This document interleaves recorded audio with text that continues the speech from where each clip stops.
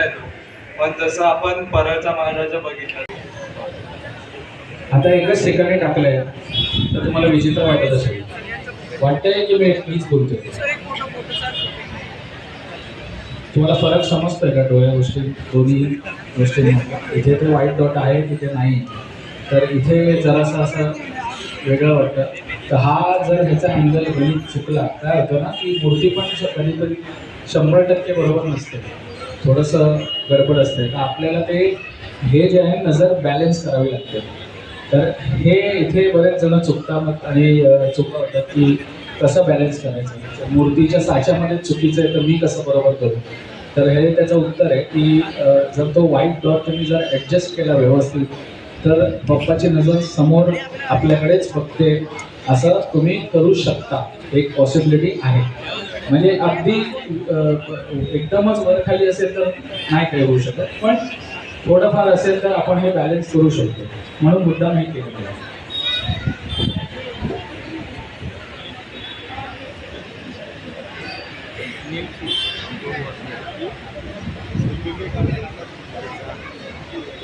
Okay, आता तुम्हाला कळेल.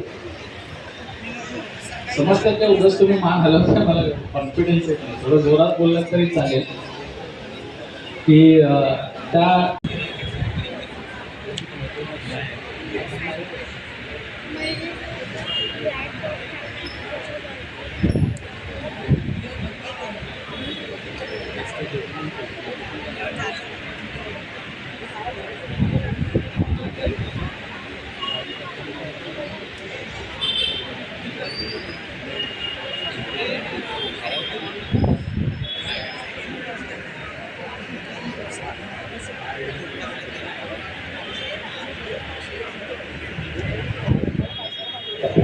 हे आता जे काम करतोय मी यामध्ये आपल्या मुली मागे असतात.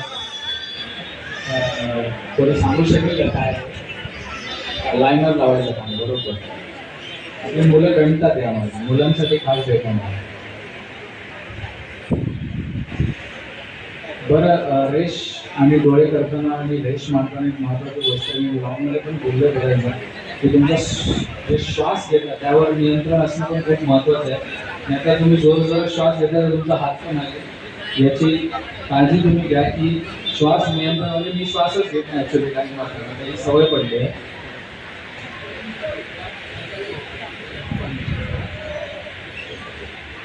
पण खूपच जास्त वेळ लाईन मारत राहू नका, नाहीतर गुदमरून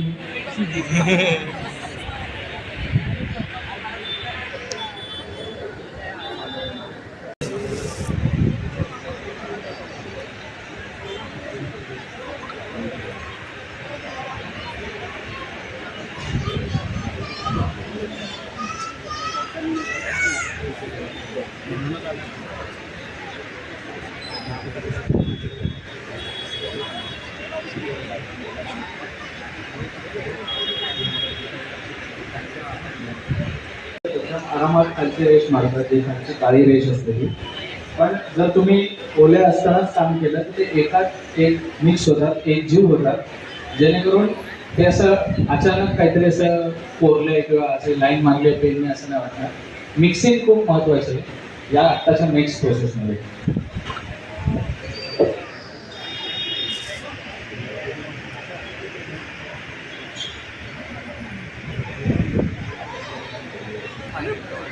मला वाटलं तू पण करायला आलायस ते काय. मला वाटलं तू पण करायला आलायस ब्लॉग.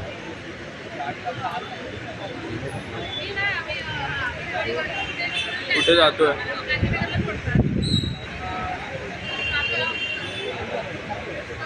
हा ठीक आहे. बाईक आणली आहे. थांब आलो ना.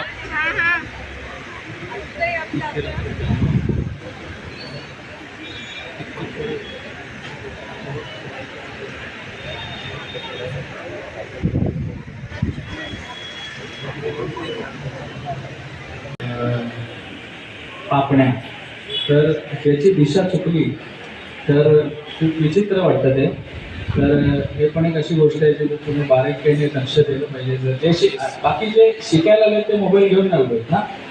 हां, मग आपण बरोबर आहोत.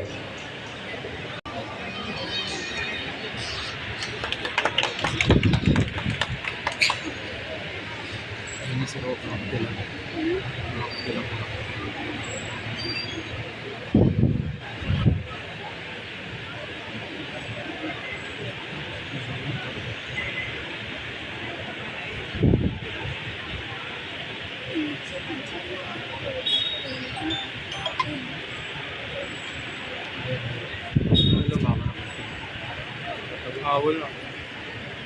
हा आलो का.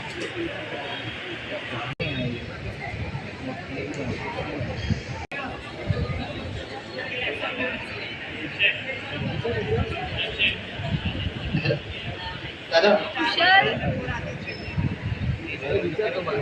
म्हणजे आता हे ओमचं आहे, त्रिशूळाचं हे नाम आहे, तर तसंच विष्णूचं नाम पण काढताना बाकीचे असे कुठले पण नाव काढतो ना आपण, त्याचं सेंटर कसं का आपण मूर्तीचं घेतो आपण. ठराविक असं काही मेजरमेंट नाही. मुळात हे असं असं गोल असल्यामुळे त्याला काय असं मेजरिंग स्केल वगैरे लावू नाही शकत. वाटवली पण एक तर नजरेचा अंदाज पप्पा घेऊन येतात. सगळ्यात बेस्ट अंदाज. दुसरं म्हणजे दोरी वापरू शकता तुम्ही. जर अगदीच तुम्ही न्यू कमर आहात, त्याचा मी केतवाडीचा राजाचा तुम्ही जर ब्लॉग बघितला असेल तर त्यामध्ये मी दोरीचा उपयोग केलेला, कारण तो चेहरा खूपच मोठा होता. म्हणजे माझ्या पोटा एवढा तर नामच होता तो. तर त्यासाठी असे जेव्हा खूप जास्त आणि असे काय म्हणतो आपण आउट ऑफ पर्स्पेक्टिव्ह किंवा अशा गोष्टी असतील तुमच्या नजरेच्या बाहेर असतील तर त्यावेळेला तुम्ही दोरी वापरली तरी चालते. आता दोरी कशी वापरायची असं विचारू नको. पोज मध्ये किंवा सिटिंग पोज मध्ये लांबून बघून व्ह्यू एक अनालाइज करता येतो. पण जसं आपण परळचा महाराजा बघितला त्याच्यामध्ये मूर्तीचा अँगल डाऊन साइड होता थोडा बॅलन्सिंग होती. त्या वे मध्ये तुम्ही नजर कशी अनालाइज करणार, लाईक कसं बाप्पांचा अँगल अनालाइज त्यावेळेला झोपायचा डायरेक्ट. कारण काय आहे ना की आता आपण अशा मूर्त्या बघतो ज्या खूप डिफिकल्ट पोजेसमध्ये असतात आणि याला कारणीभूत पण आपणच आहोत. आपल्याला काय गणपती बाप्पाला आपल्याला नीट बसलेला साधा सिंपल बघायला आवडत नाही, म्हणून आपण बाप्पाला खूप त्याला काय असं सेट गणित नाही आहे. तुम्ही त्यावेळेला जे निर्णय घ्याल तो बेस्ट निर्णय असायला पाहिजे. असं नाही काय जीवाचा खेळ करा आणि कसं पण काम करा असं नाही आहे. त्यामुळे सिद्धेश असतो. कारण काय होतं एकदम सोपं गणित एवढं रिलॅक्समध्ये मला दिलं आहे असं कधीच मिळत नाही. शक्यतो बाप्पा नेहमी कुठेतरी वरती असताना मान आडवा असं तसं वेगवेगळ्या पद्धतीत असतो. परीक्षा तो पण घेत असतो. आज बोललाय चल ठीक आहे एवढं माझी सेवा केली आहे, आज जरा पप्पाला पण वाटत असेल दया आली असेल माझी.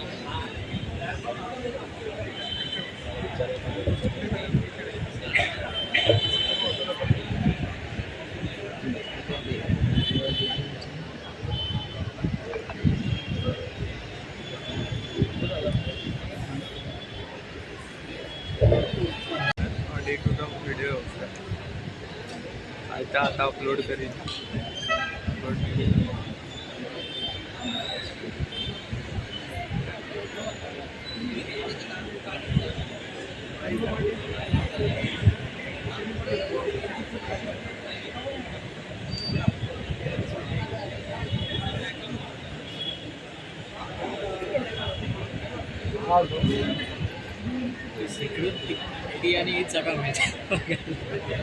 समोर या.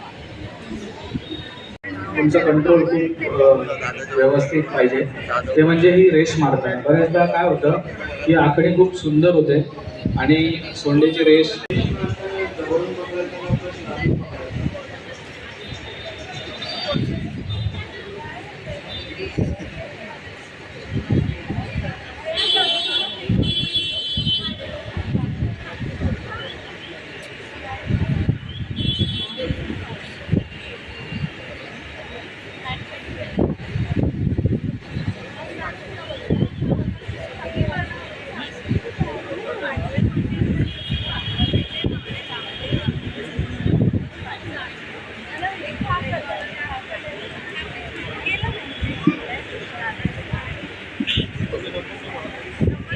दोन तास झाले. 2 तास सगळे तुम्ही माझ्या बरोबर आहात आणि इतकी गर्दी करून आता मी हात जोडून तुम्हाला थँक्यू बोलतो. यावरनं कळतं की त्याचा क्रेज किती मोठा आहे. माझं नाही त्याचं आहे. आणि खरंच थँक्यू. इतका वेळ कोणी थांबत नाही माझ्या मागे. तर आपण शेवटची जी स्ट्रोक आहे ती मारूया ज्याने पप्पा अजून असा सुंदर दिसतो.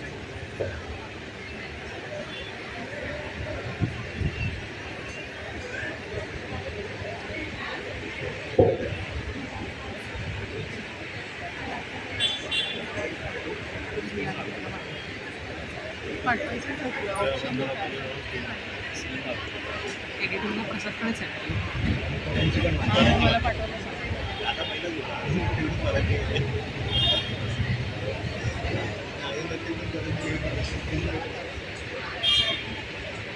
गणपती बाप्पा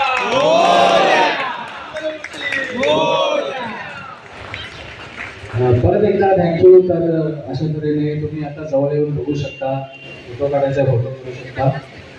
एक बेसिक हे आहे, यामध्ये अजून आपण खूप 100 पट अजून काही ते 45 मिनिट त्याच्यापुढे मूर्ती कल्पनेला देणार पण नाही, कारण घाई असते. त्यामुळे प्रथमेश येते, प्रथमेश बेटर सांगेल तुम्हाला की काय घाई असते. गणपती बाप्पा खरंच बोलायला म्हणजे प्रशांतच्या कामाचं कौतुक करायला थोडं कमी झालं, माझे शब्द कमी पडतील त्यावेळेला एकदा जोरदार टाळ्या होते. टाळ्या यासाठी होते की भले एक छोटीशी शुभेच्छा जरी दिल्यात ना तर आमच्यासाठी खूप आहे. आम्हाला पैसे इम्पॉर्टंट नाही आहे. आम्ही प्रत्येक आर्टिस्ट गणपती आमचं सगळं सगळं पणाला लावून आम्ही गणपती घडवत असतो. तेव्हा आम्ही विचार नाही करत की आम्हाला पैसे कमवायचे, आम्हाला बंगले बांधायचे. आम्ही कर्ज काढून गणपती तुम्हाला देत असतो. का तर आमची एक आवड आहे, आमच्या त्या मुरलेल्या गोष्टी आहेत, आमचं जीवन पूर्ण त्याच्यावरतीच आहे.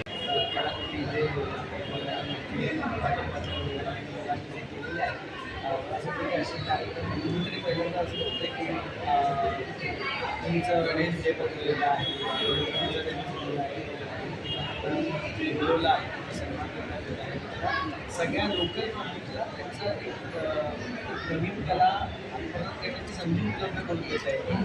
हे खूप मोठं काम आहे. आणि आता येणारे गणपती काही कंटेंट बनवायचे किंवा काही लोक उत्सुक असतील, ज्यांना काम प्रोफेशनली करायचं असेल, आखरीचं काम असेल, किंवा मला इच्छा असेल बनायची, तर त्यांच्यासाठी अशा पद्धतीचे कार्यक्रम फार काय बोलतात त्यांचा उत्साह वाढवण्यासाठी आहे, त्यांना शिकण्यासाठी एक स्टेज अवेलेबल करून कला जे आहे आणि खूप छान आहे. नवोदित मूर्तिकार आहेत, त्यांना छान आहे. उत्सव असे कार्यक्रम करत राहिले पाहिजे. सगळ्यांना शुभेच्छा.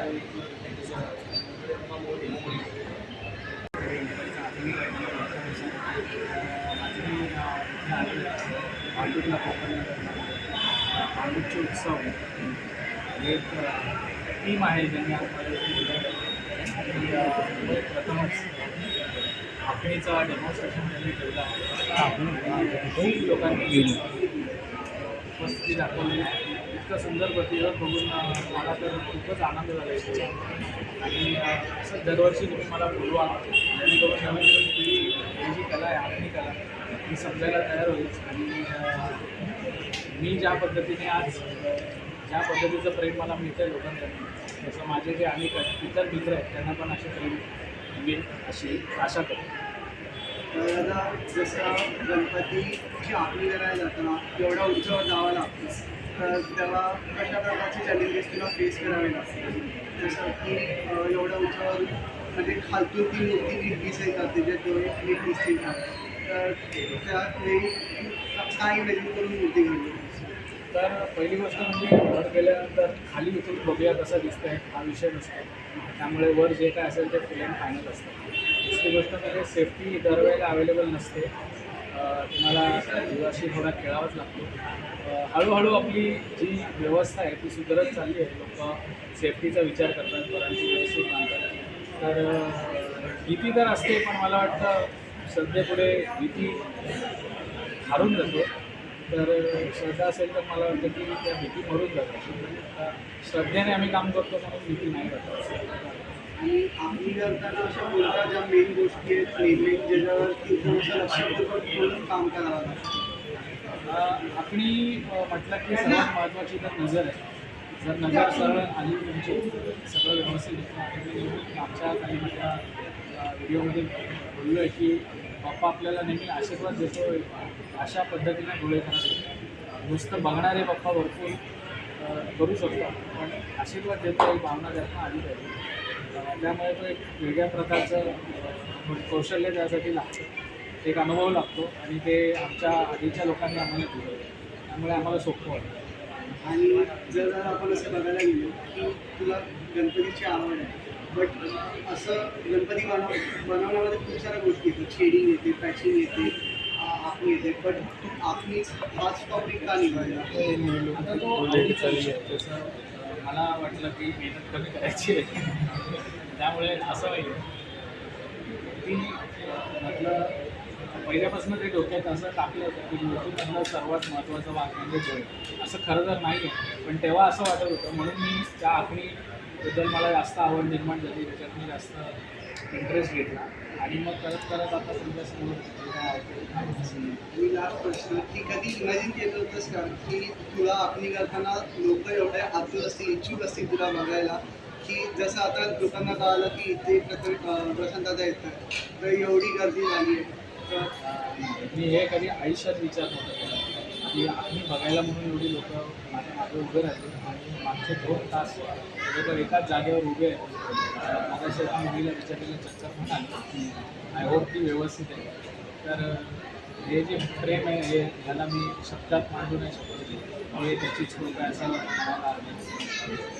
आणि आजच्या बाकीच्या मूर्त्या जशा आपल्या युवमूर्तीकारांनी ज्या मूर्त्या घडवल्या आहेत त्याबद्दल तुला काय वाटलं?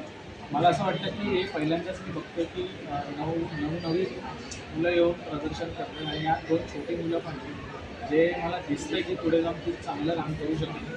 तर हे प्रोत्साहन जो प्रफुल्ल मला मित्र तो देतो इथे बांधवकरांना आणि ही जी कला आहे मूर्तिकला ही पुढे जाते त्याबद्दल हे सगळं बघून खूप आनंदच वाटतो. याबद्दल काही असं नियम मत नाही आहे, पण हे दरवर्षी असंच राहील आणि हे वाढत जाईल याची आशा मी करतो.